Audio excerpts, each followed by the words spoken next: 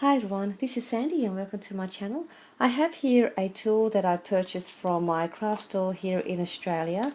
It's by Kaisercraft. It's a dye brush to use for your dyes, and it also comes with a foam pad. This is a fantastic tool to use if you love your dyes, especially your intricate dyes.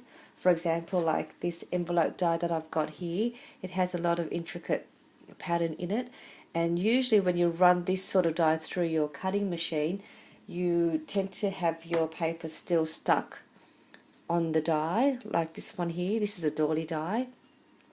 And then what you normally do is you'd get your piercing tool and you'll start poking the paper out of the dye through the holes. Well, this tool here, I have to say it's a must-have, especially if you do use a lot of intricate dyes.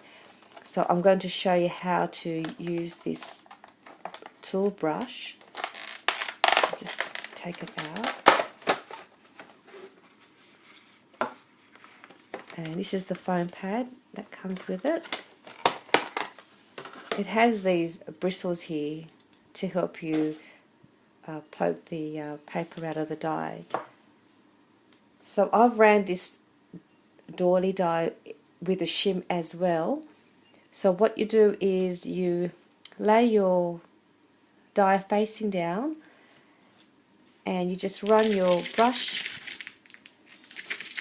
over the dye like so.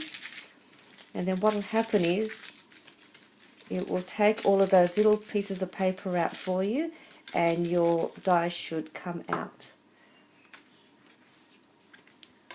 And there you have it. And there's your doily dye. How great is this tool? And then all your leftover pieces will stay stuck on your foam pad, and then you just empty it all out, and it's done.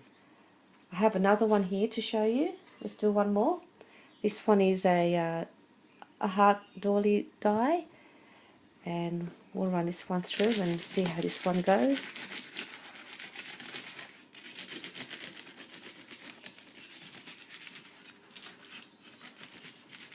There we go. Okay, let's have a look.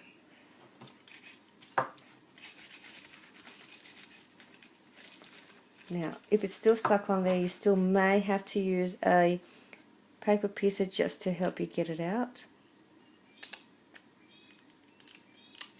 This one here, I use a shim so it's really embedded in the dye, but that's fine.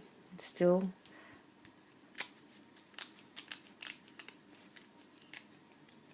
just gently take that out, and there's your